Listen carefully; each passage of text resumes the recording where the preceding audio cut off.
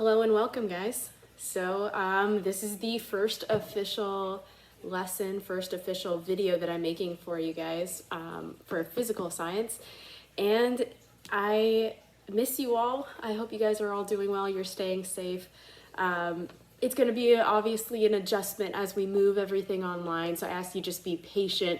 It's going to be a little weird, might even be a little awkward. And I ask that you just wade into the weirdness with me as we go through this stuff. I'm going to kind of make a couple of videos a week, hopefully, and then have some practice for you guys online. That's the plan right now. We'll see, it might change as we go through this. We find things we like, we don't like. If you have any questions, comments, concerns, or just anything at all, feel free to email me. I'll put the email, hopefully I can add in text. I'll put it here, yeah? Okay, there we go. So hopefully I can add in text so you can email me. If not, you can find it online as well.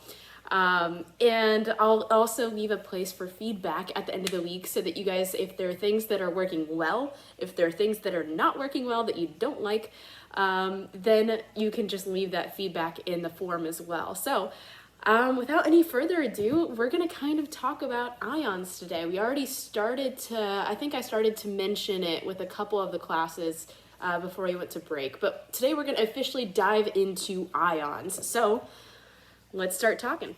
All right, guys. So we are going to be talking about, let me write it on here, and I'm still figuring out these tools, so be patient here, but ions. Okay.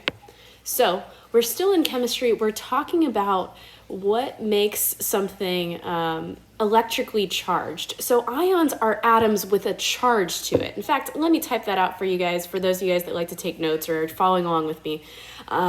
So ions are atoms with an electrical charge.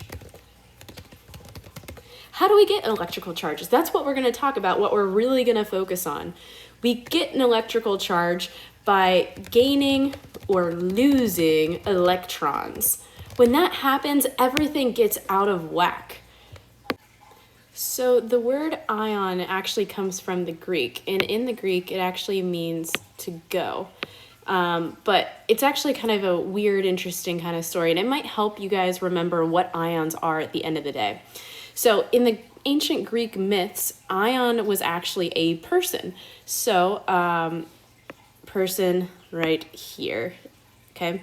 So basically, Ion was the son of Apollo, and they ended up giving it to an oracle person, I'm guessing is that.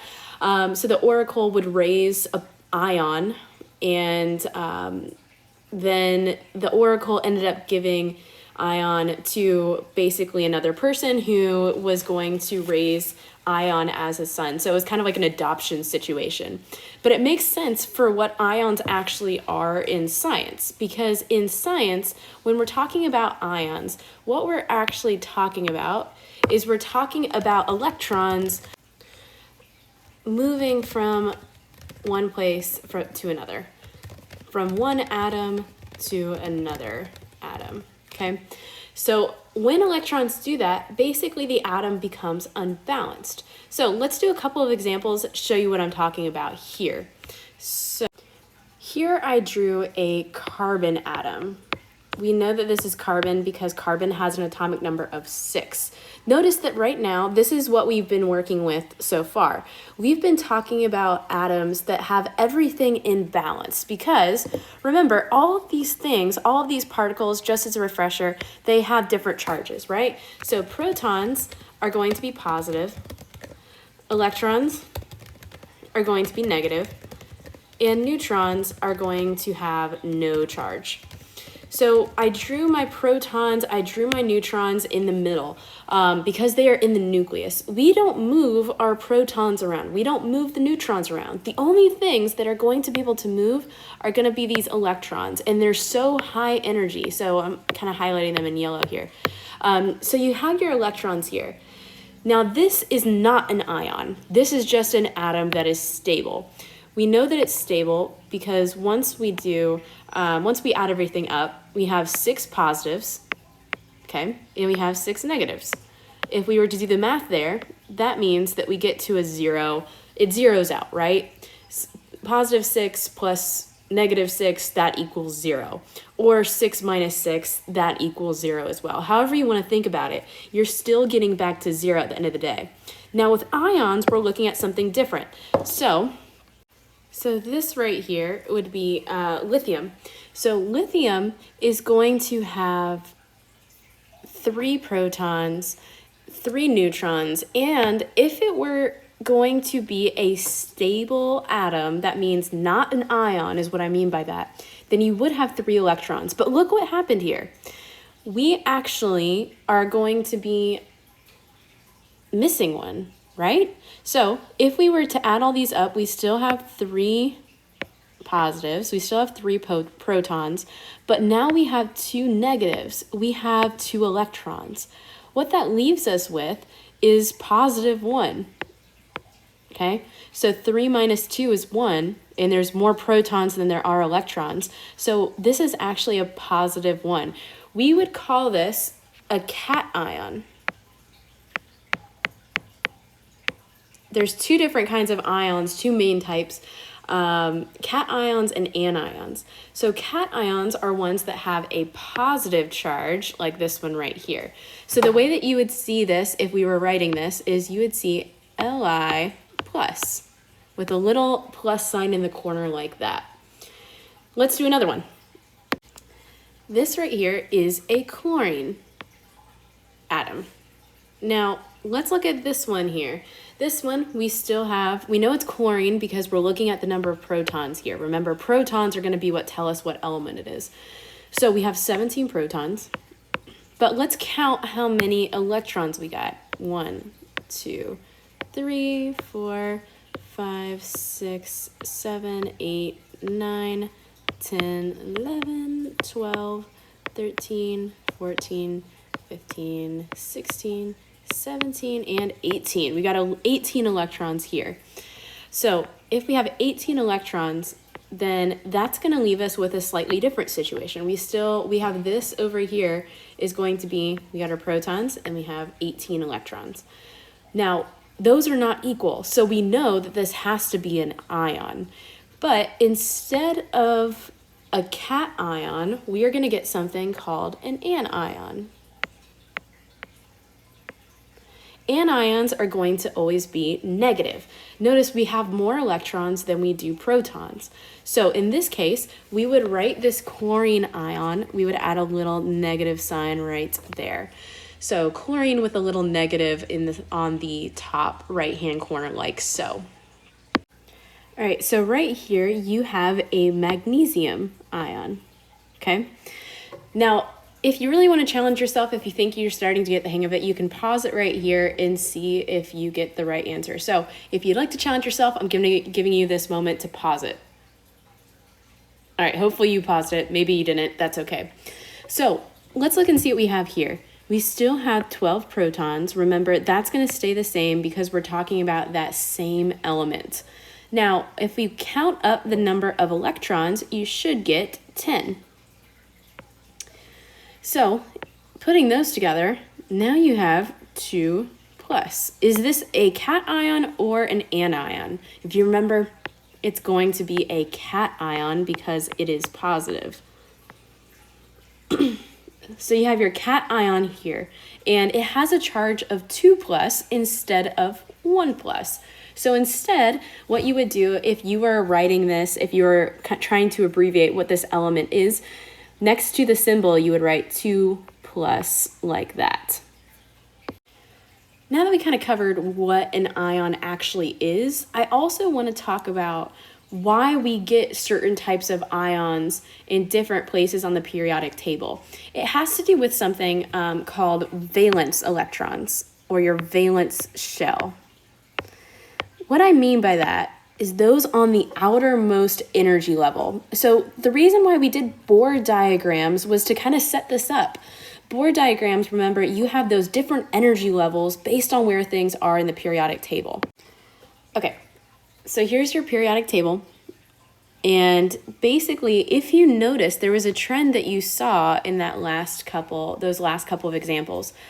The examples I used that were all going to be cations or positive were on this side.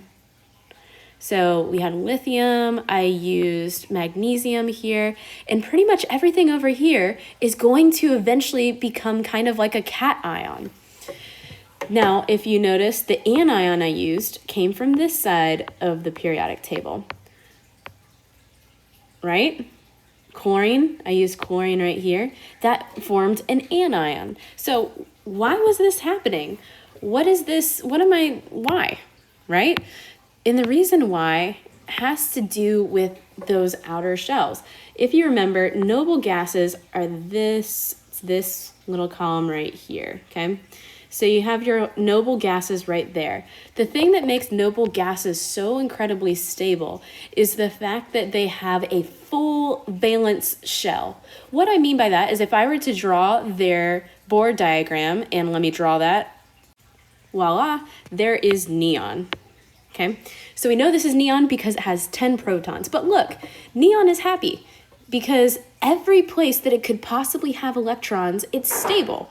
It's all of the places are basically filled with electrons. That first energy level, that inner circle holds 2 electrons, and we got 2 there. This outer circle can hold 8, and we have 8 here. This is perfect in a way because this is what all atoms desperately want to happen, right?